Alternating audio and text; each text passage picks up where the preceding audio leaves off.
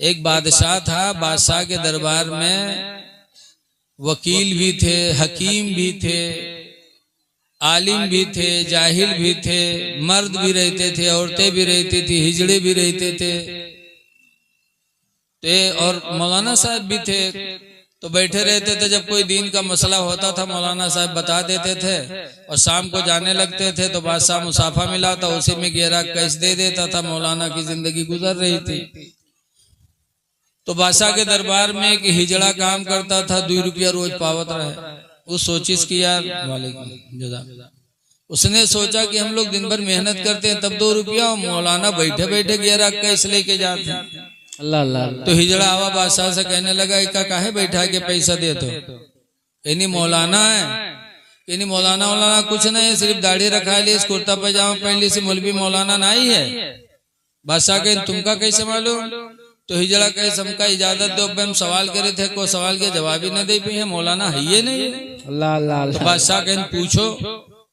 तो बादशाह ने कहा बताइए। तो आलिम साहब ने कहा बोलो। तो हिजड़ा ने कहा बताओ कि दुनिया का बीचों बीच हिस्सा कहाँ है? अल्लाह अल्लाह। अब बताओ कौन कानून शरीयत बाहर शरीयत में लिखा है?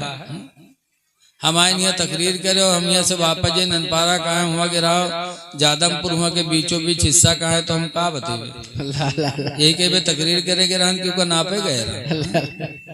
और मौलाना साहब से पूरी दुनिया का बीचों बीच हिस्सा पूछे, अल्लाह। नमाज के मसला पूछत, वजू के मसला पूछत, तो मौलाना साहब बताई थी। अब मौलाना साहब घबराने कहे ना और कोई सवाल है, कहे ना एक सवाल और है, कहे इनका कहीं नहीं बताओ कि आसमान पर तारे कत्ते? अल्लाह यो को नहीं लिखा अल्लाह। कहीं ना और कुछ कहें, एक सवाल और है, कहीं का कहीं नहीं बताओ दुनिया में यहाँ मर्द कितने हैं औरतें कितनी? अल्लाह। अभी का मौलवी मौलाना कहा जाने बेचारे। अब वो हिजड़ा के यहाँ दीन के बाद तो पूछे नहीं रहे, मौलाना का रुसवा करे रहे। तो मौलाना कहे और कोई बात? तो हिजड़ा कहने भाई 3 सवाल के जवाब दे दो। तो मौलाना ने बादशाह से कहा कि हुजूर एक दिन की मोहलत चाहता हूँ, परसों इन सवालों का जवाब दूंगा। हिजड़ा कहे देखो अगर ये मौलाना हो तो एक को सवाल के तो जवाब देवे करे, ये मौलाना नहीं रहा फोकट के रुपया ले जाते आपसे। तो बादशाह भी नाराज हुआ, कहा जब तुमको कुछ मालूम नहीं तो क्यों आके नजराना लेके जाते थे? यानी हुजूर परसों बताऊंगा। कहा परसों नहीं बताओगे तो तुमको फांसी पे लटकाएंगे। और पहले के बादशाह जो करते थे जो कहते थे वो करते थे। जी जी। अब मौलाना बेचारे वहां से आए, अपने घर पर लेटे, अब कोई किताब के बात हो तो किताब उल्टे पुलटे, अब लेटे हो कब ही करवट कब हूँ करवट, चढ़ा बुखार मौलाना के कि जान पैबे न परसों तो फांसी हुई जी। तो बहुत परेशान मौलाना।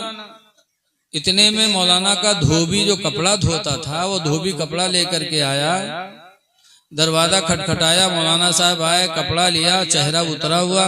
तो धोबी ने कहा क्या बात है हजरत? कहीं कोई बात नहीं कुछ बताइए। तो आज बहुत परेशान है। अरे यार वो बादशाह के दरबार में एक हिजड़ा है, उसने कुछ सवाल पूछा, उसी के जवाब में मैं उलझा हुआ हूँ। तो धोबी ने कहा क्या पूछा है? कहा जाओ यार अपन काम करो, हमका परेशान न करो। तो कहने कुछ बताइए तो कहा 3 सवाल किया उसने। कहा क्या?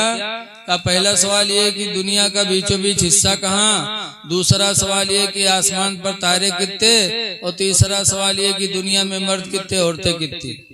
तो कहा आपने क्या कहा? मैंने कहा परसों बताऊंगा। तो बादशाह ने कहा नहीं बताओगे तो फांसी देंगे। धोबी ने कहा जाइए आप आराम से लेटिए, चिंता मत करिए, और परसों जब आप जाइएगा आपसे पूछेंगे तो आप कहिएगा ये छोटे छोटे मसले मेरे शान के खिलाफ है, बताना इन छोटे छोटे मसलों का जवाब तो मेरा धोबी बता देगा और मैं आकर के बता दूंगा। तो मौलाना कहीं नारे जिंदगी भर हम पढ़े पढ़ाए हमका नहीं पता, तुझका कैसे मालूम है?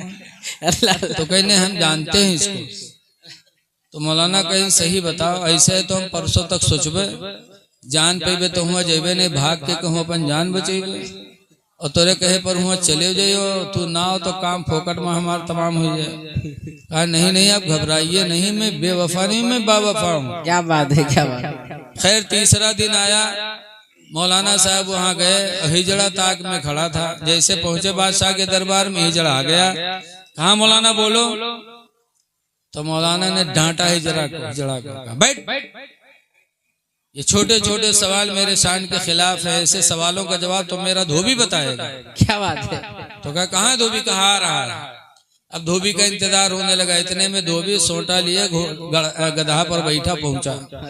अब गेट पर खड़ा था, अंदर आने की इजाजत मिली तो गधा से उतरा नहीं, गधा समेत घुसे लगा अंदर।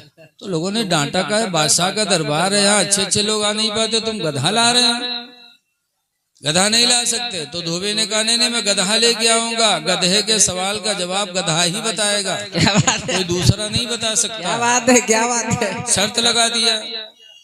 तो इजाजत मिली, गधा लेकर बादशाह के शाही महल में धोबी पहुंचा।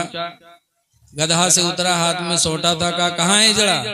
आया हिजड़ा। कहा क्या है तेरा सवाल। कहा पहला सवाल यह है कि दुनिया का बीचों बीच हिस्सा कहाँ है। तो जो ने महल में कुर्सी पड़ी रहे वही कहीं है, यहर वहार से वही छोटवा से नापिस धोबी होगा, यहाँ नापिस वाहन नापिस तो कहला के कुर्सी थी ठड़िया दी डंडा। कही सुन, दुनिया का बीचों बीच हिस्सा यही हो जहाँ बादशाह बैठे हैं, और न मान तो नाप के देख ले, इधर की दुनिया नाप ले, इधर के नाप ले, इधर के नाप ले, पता चल जाए। क्या बात है। तो हिजड़वा कहने नहीं सही कहा था। कहने न मानो तो नाप के देख लो। अब जनतो नहीं रहा हिजड़वा, कहते हाँ सही कहा था। तो दिव्यो कहने अगर शक शुभा हो तो नाप के देख लो। तो बताओ, हिंदुस्तान का नाप पे कह दो तो नानी मर्जी है, और पूरे दुनिया को नाप पे। तो हिजड़वा कहते नहीं बहुत सही कहे, ठीक है। तो धोबी का दूसरा सवाल क्या है। तो कहीं दूसरा सवाल ये कि आसमान पर तारे कितने हैं। तो गधा के पूंछ का पकड़िस।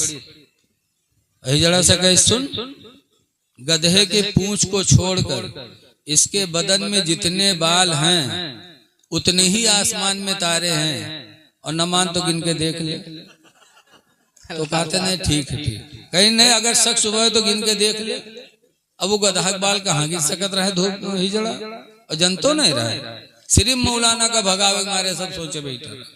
कहने नहीं सही कहते हो। कहीं तीसरा सवाल क्या है। कहीं दुनिया में मर्द कितने औरतें कितनी हैं।